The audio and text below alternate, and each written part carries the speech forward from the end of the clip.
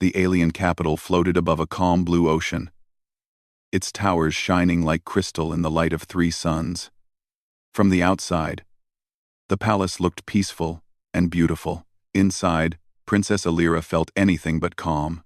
She stood alone in her chamber, staring at her reflection in the tall mirror. Her skin shimmered softly, marked with the symbols of her royal bloodline. Any other day, she would have carried herself with pride. Today, her hands trembled. The word echoed in her mind again and again. Human. Since childhood, Alira had heard stories about them. Ruthless beings from a harsh world called Earth. Creatures who survived endless wars, deadly weather, and cruel gravity. The elders said humans were born fighters, shaped by pain and loss. They said humans smiled only before striking. They said humans did not love the way other species did. And soon, she would be married to one. The palace doors opened quietly behind her. Her mother, Queen Seralith, entered with slow, careful steps. The queen's face was calm, but her eyes carried worry. "You have not eaten," the queen said gently. Alira did not turn. "I cannot." Queen Seralith came closer and placed a hand on her daughter's shoulder. "You are strong," she said. "Stronger than you think." Alira finally faced her mother. "Am I?" she asked softly. "Because I feel like a child being sent to face a storm." The queen sighed. "This bond is meant to save our people." Alira knew this. Everyone did. Their world had been weakening for years. Trade routes were failing. Old allies had turned away. Then Earth arrived, offering protection, technology, and stability. But the price was a union, a royal bond between species, between her and a human. "They call him Ruthless," Alira whispered. "The courts say he commanded wars, that he has ended rebellions with a single order." "Stories grow sharp when they travel far," the queen replied. "But some stories are true," Alira said. "Humans destroyed their own world many times over before learning to survive. What if he looks at me and sees weakness? What if I disappoint him?" The queen pulled her into a gentle embrace. "Then he will be the one unworthy of you," she said firmly. Still, fear wrapped tightly around Alira's heart. Later that day, the palace halls filled with whispers. Servants spoke in hushed tones. Nobles gathered in small groups, pretending not to stare when the princess passed. She heard fragments of their words. "She is so young. They say humans have no mercy. She may not last a year."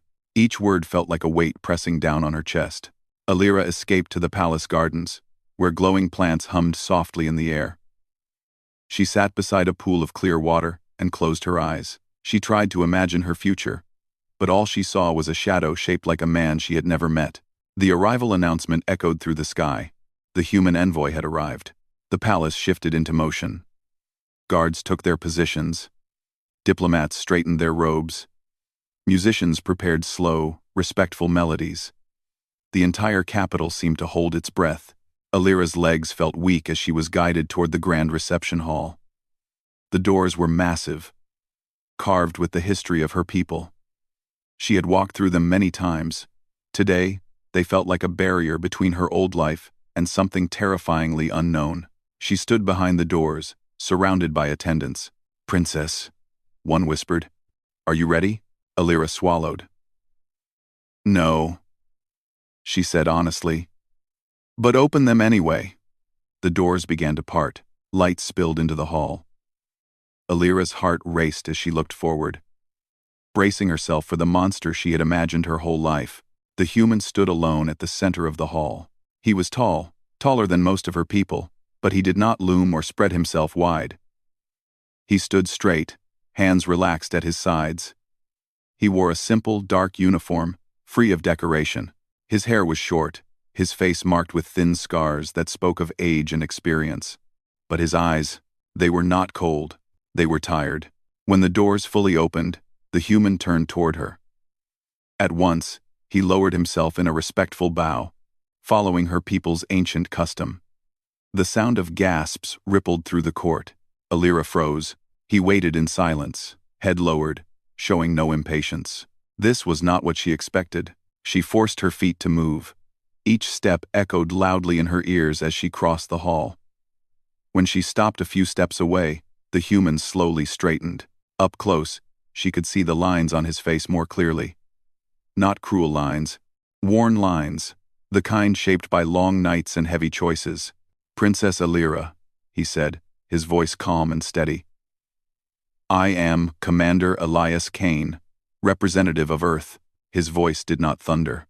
It did not demand. It carried quiet strength. "I thank you for allowing my presence," he continued. "I know this union was not born from comfort." Alira searched his face for mockery, arrogance, or hunger for power. She found none. Her voice caught, but she continued. "You are welcome in our halls." The court watched closely, waiting for something to go wrong. It did not.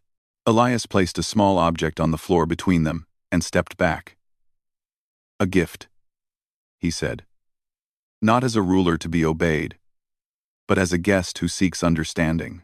Alira bent down and picked it up. It was smooth and warm, glowing faintly.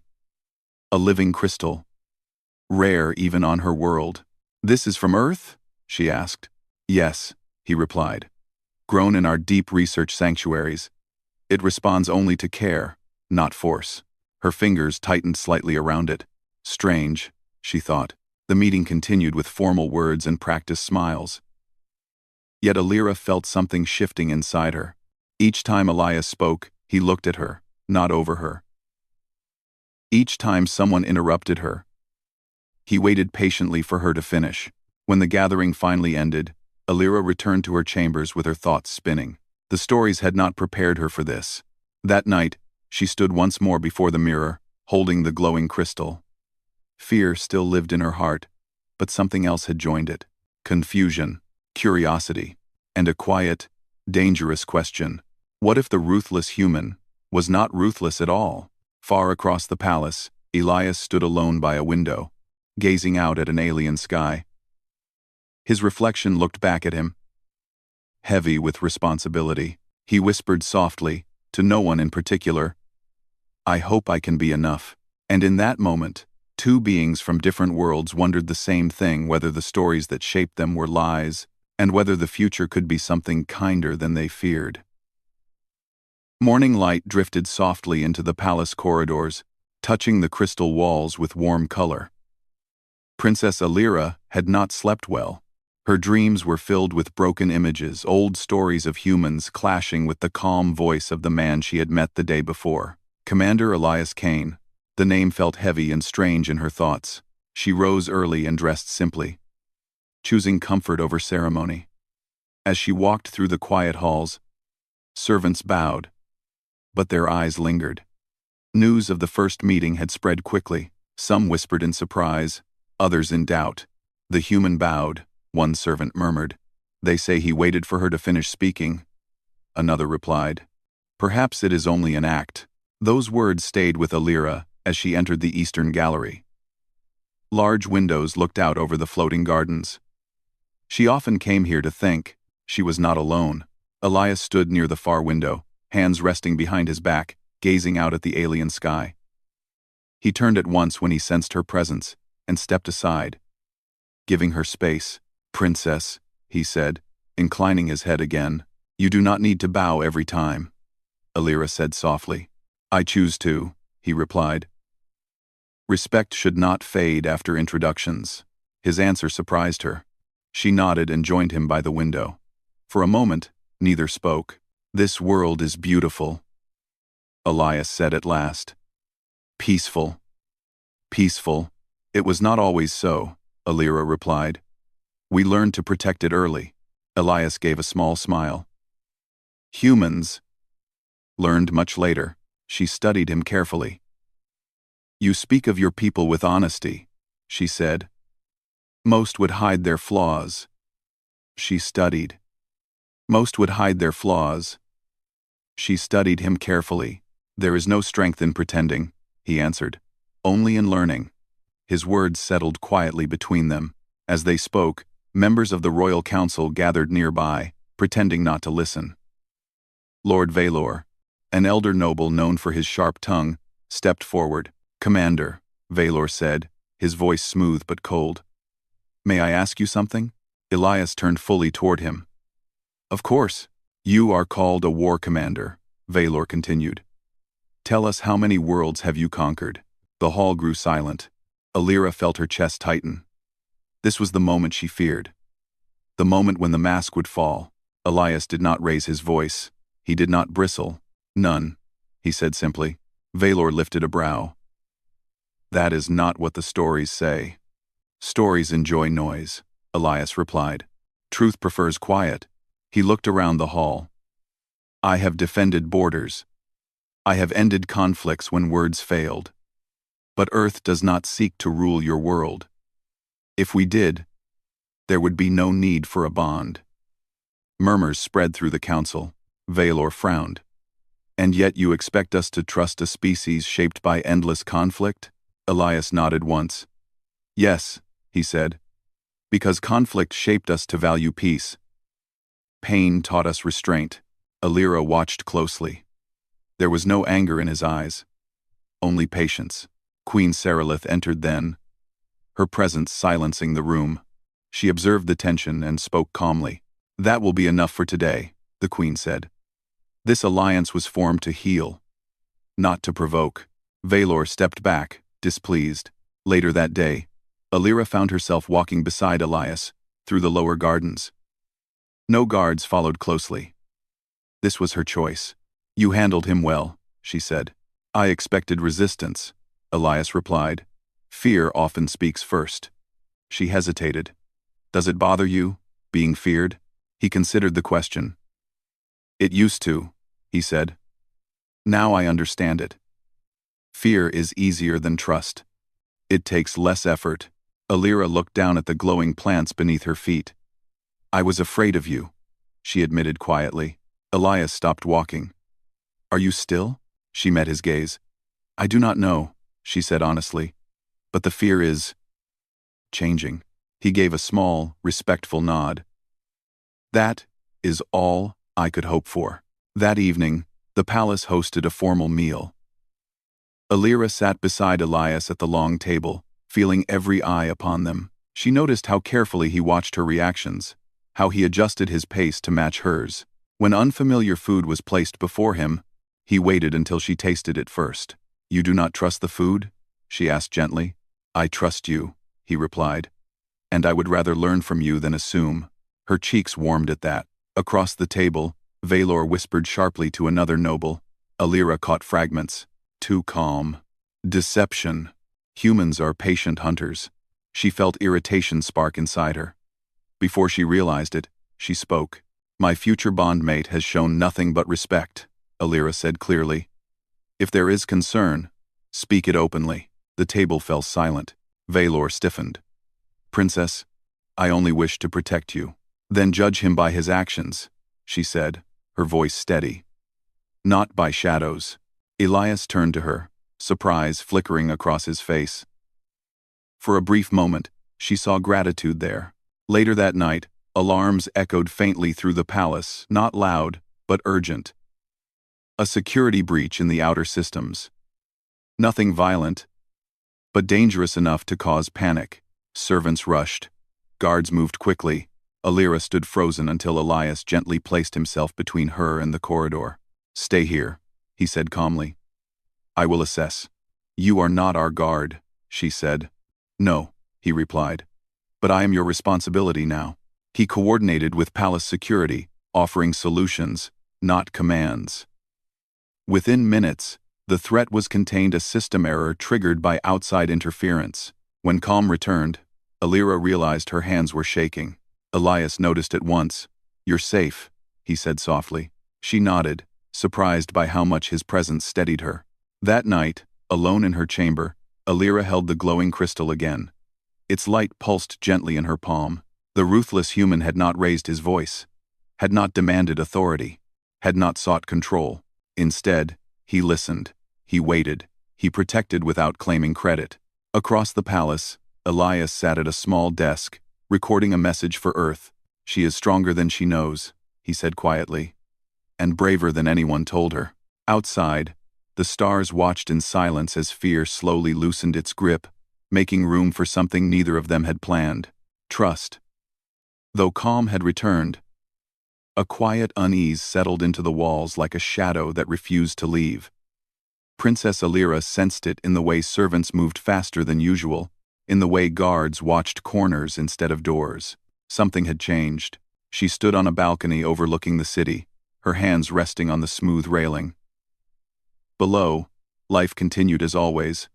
Unaware of the tension growing inside the palace, she wished she could feel the same peace. Behind her, soft footsteps approached.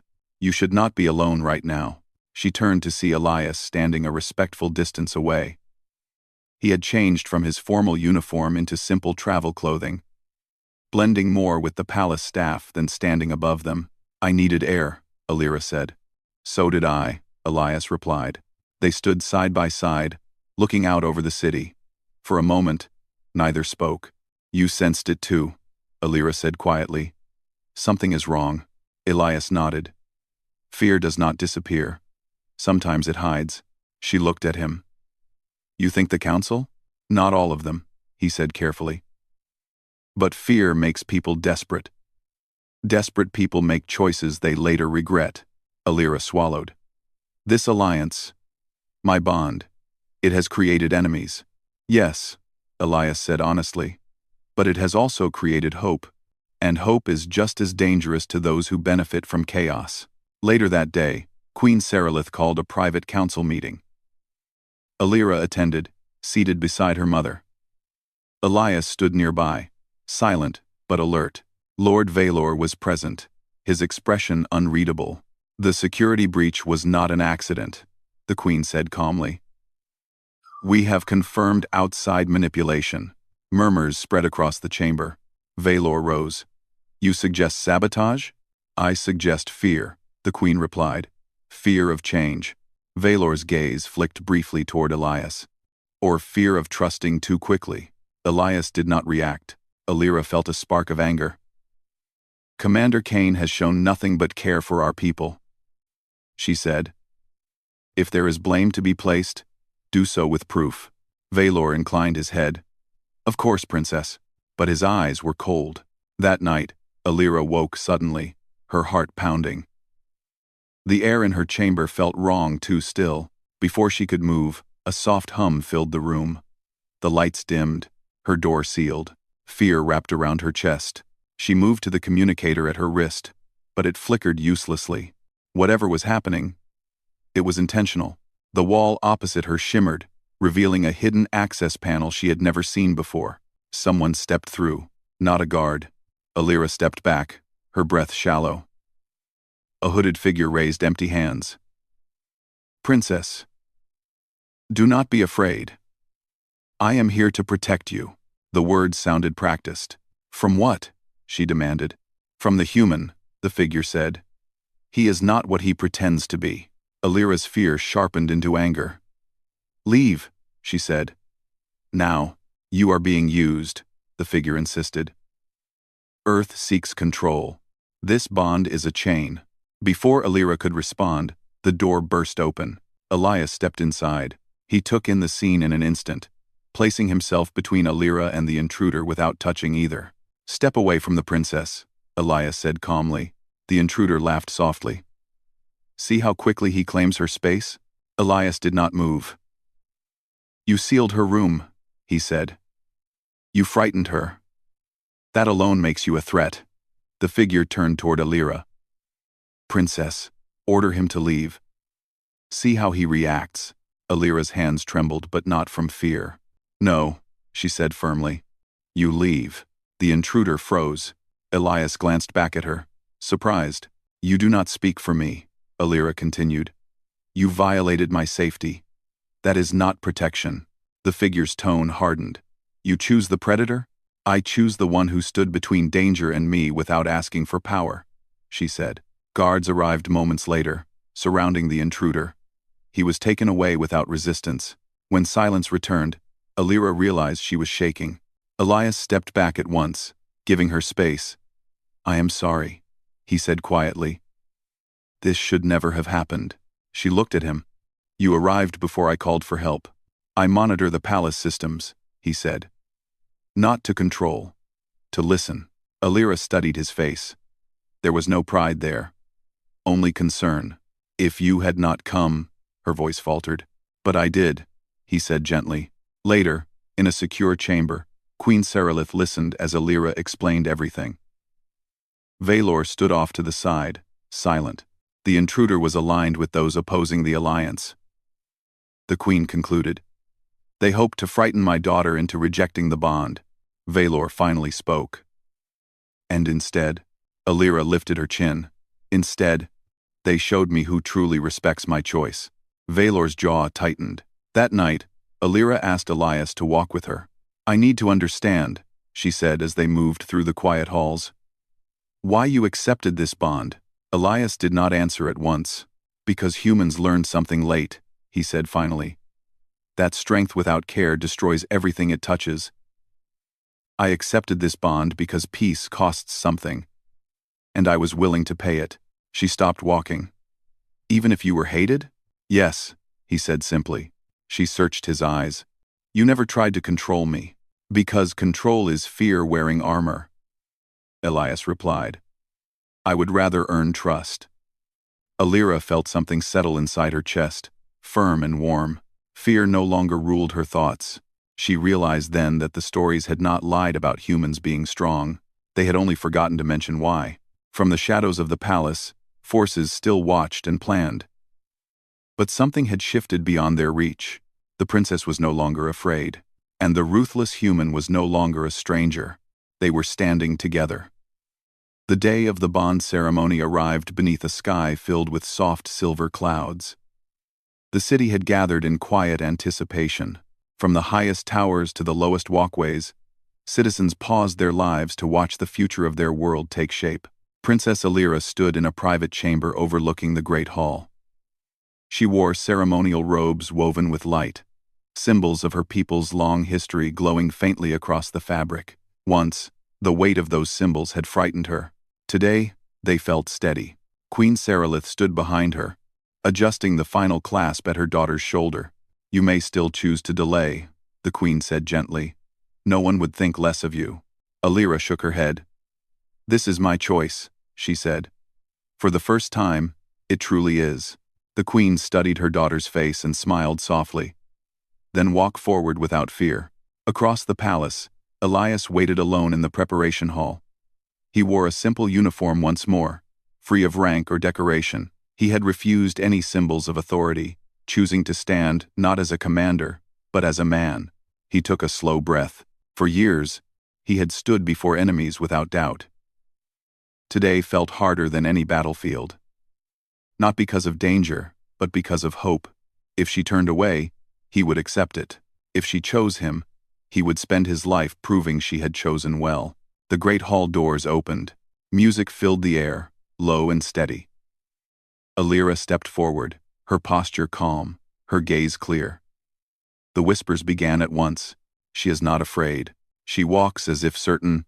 She looks strong. Elias lifted his eyes as she approached. For a moment, the noise of the hall faded. There was only the space between them. When Alira reached him, she stopped. Tradition demanded she wait for the council's words. Instead, she spoke first. I have heard many stories, she said, her voice carrying clearly. Stories of humans as ruthless, unfeeling, and cruel. The council shifted uncomfortably. I believed them, she continued. They filled me with fear before I ever met one. She turned slightly, looking not only at Elias, but at the gathered nobles and citizens. But stories are easy, she said. Truth requires courage. She faced Elias fully now. I have seen truth in this human, in his patience, in his restraint, in his refusal to rule through fear.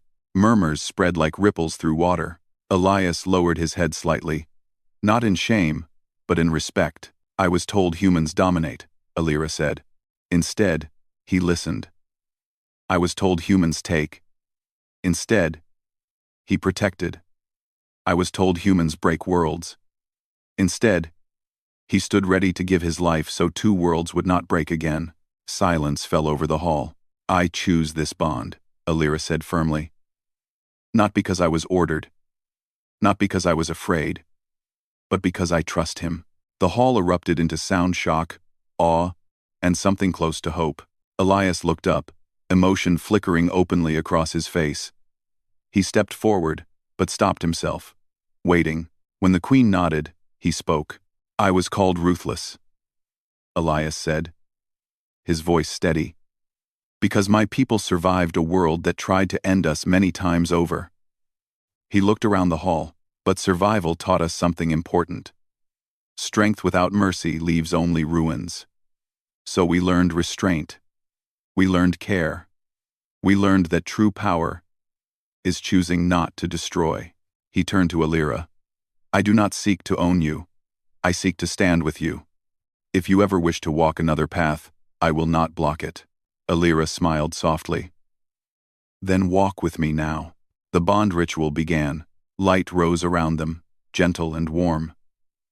The living crystal Alira had received days before glowed brightly, responding to both of them. Gasps filled the hall as the crystal's light expanded, weaving between human and alien energy without resistance. "The bond accepts," the ceremonial voice announced. At that moment, alarms rang again louder than before. Not inside the palace, from the city beyond. Screens across the hall lit up, showing hostile ships approaching the system.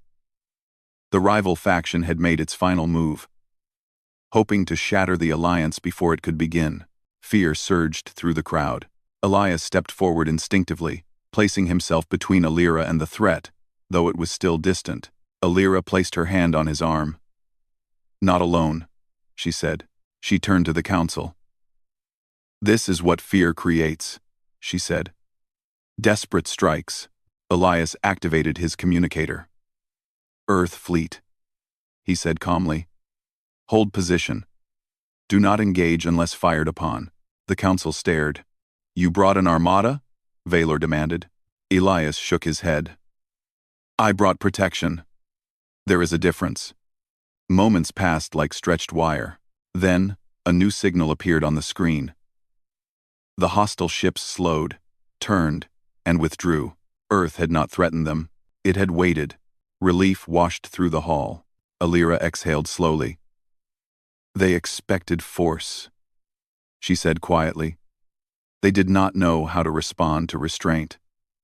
"Some," Elias met her gaze. "That is humanity's quiet strength." The ceremony resumed.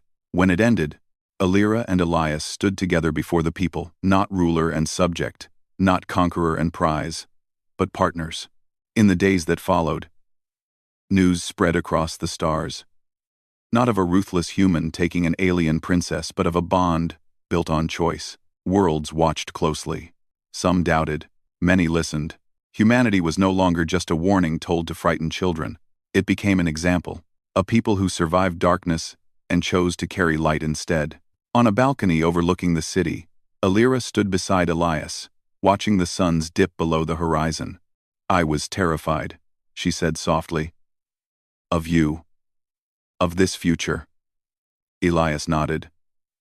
"So was I," she smiled. "And yet, here we are." "Here we are," he agreed. Below them, two worlds began something new, not because of fear, but because someone brave enough chose trust over stories. And that, more than any legend, was why humanity would be remembered among the stars.